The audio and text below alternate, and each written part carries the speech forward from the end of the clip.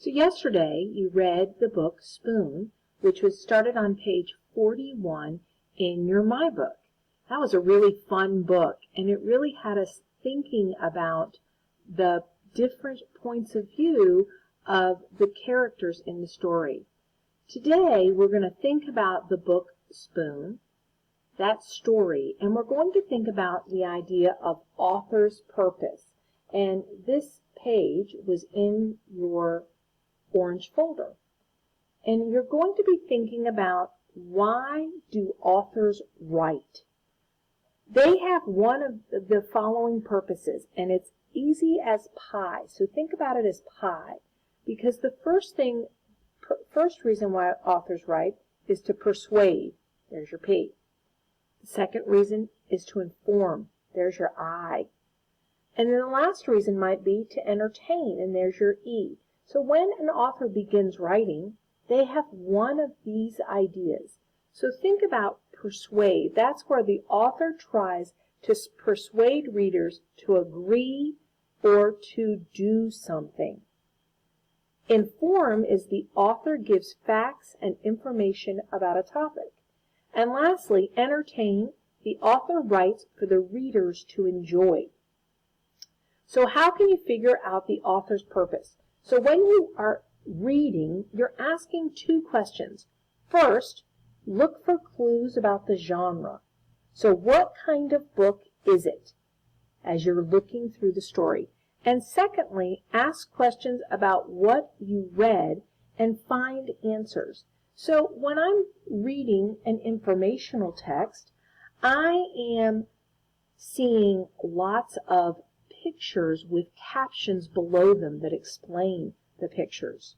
When I'm reading something that's entertaining, a lot of times I find pictures that are more illustrations or drawings that I would be interested in. So we're going to look specifically at the book Spoon. Now in your folder there was an author's purpose page. It's got a number 20 at the bottom. And it says the same thing we just talked about. The author's purpose can be to persuade, inform, or entertain. So we're going to look back at the story Spoon. And if you have your My Book in front of you, if you look on pages 44 through 47, we're going to read those pages again here in just a minute. And we're going to ask, what clues tell you what kind of text you are reading? And why do you think the author wrote the story? So let's look on page 44 together. If you'll open your book, I'm going to read to you. It says, on Sundays, Spoon goes to visit his Aunt Silver. He has to be on his very best behavior there. She's very fancy and proper. Goodbye, darling. Ta-ta. At bedtime, Spoon likes to hear the story about his adventurous great-grandmother, who fell in love with a dish and ran off to a distant land. Lately, though, Spoon had been feeling blue. What's wrong? Asked his mother. You look a bit out of shape. Nothing, mumbled Spoon. It's just that, I don't know, all my friends have it so much better than me. Like Knife. Knife is so lucky. He gets to cut, he gets to spread. I never get to cut or spread. Yes, Knife is pretty spiffy that way, isn't he? So we're going to turn our attention now back to our question, and it says, what clues tell you what kind of text you are reading? So let's think about the clues. So first I want to ask you a question. Can spoons really talk? I hope you're shaking your head. No, you're right. Spoons don't really talk. So therefore, that's a clue to you that this is not a story that's real. So when you think about a clue, one of the clues that you would write down is a talking spoon.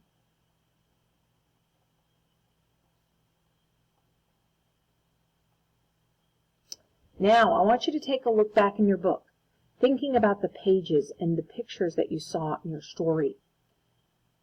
Are the pictures actual photographs that they've been taking of real things, or are they drawings by an artist? So think for a moment.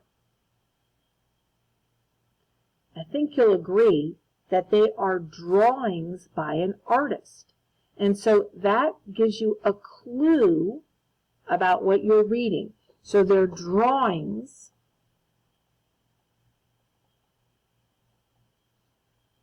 by an artist.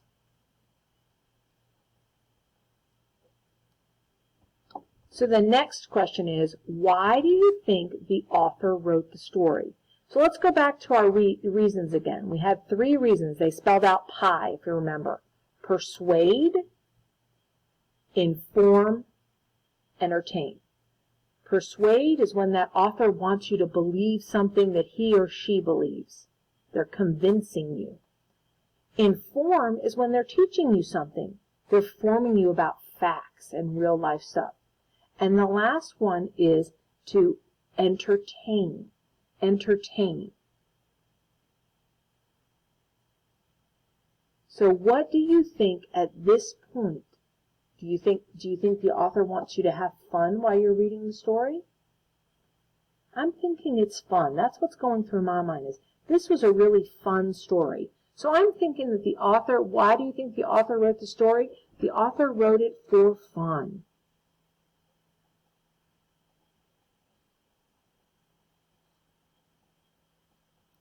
All right, now I want you to take a look at the bottom where it says pages 51 through 56. And the questions that we're going to be thinking about while we read is, what new clues about the genre have you found? What do you think is the author's purpose for writing the story? So we're gonna nail that down. So let's turn in our My Books to pages 51 through 56. I'm going to turn to 51 myself. All righty, here we go. I'll show you what page 51 looks like. Oops. There we go. All right, so let's read what it says. 51 says, "Meanwhile, if only Spoon knew what his friends were saying at that very minute." "Spoon is so lucky," said Knife. "He's so fun and easy-going. Everyone's so serious with me. No one's ever allowed to be silly with me like they are with Spoon." And then there's a picture, and I love this picture. It's Spoon banging on a pot, making clang, clang, clang noises. Alrighty, next it says, "Spoon is so lucky," said Fork. "He gets to measure stuff. No one ever does that with me." And then on page 53, "Spoon is so lucky," said Chopsticks. "He can go places by himself. We could never function apart." All right, let's look at page 54. That night, after bedtime stories, Spoon's mom turned off the light, tucked him in, and said, "You know, Spoon, I wonder if you realize just how lucky you are. Your friends will never know the joy of diving head first into a bowl of ice cream.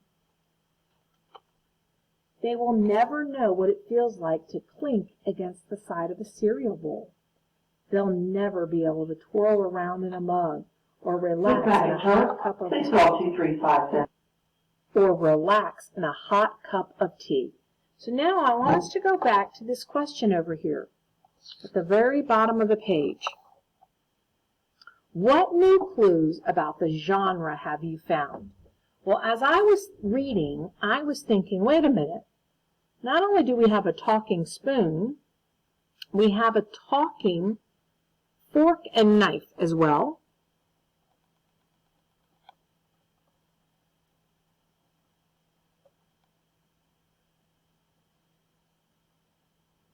So I'm going to write that down. And then, I was thinking that there was kind of a lesson in the story. A lesson.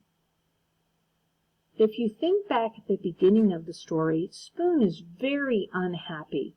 He's very unhappy with who he is. and he thinks everyone has it better, knife, fork, and chopsticks. And then his mother helps him to realize, and that's one of the power words in the story, helps him to realize that he's pretty lucky.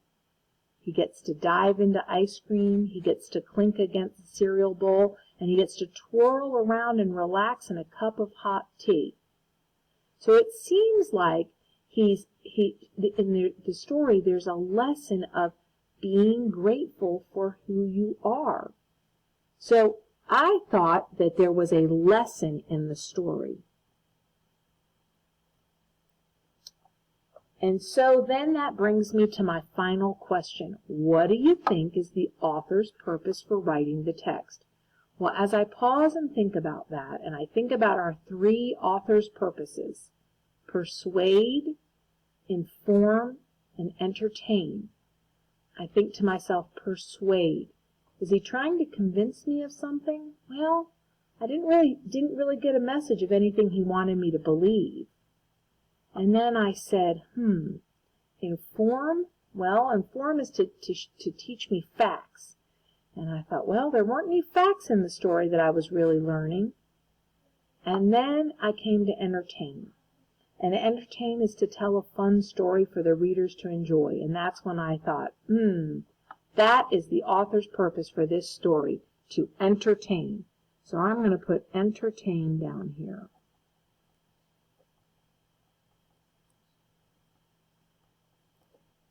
Alrighty, I hope you all enjoyed Spoon as much as I did.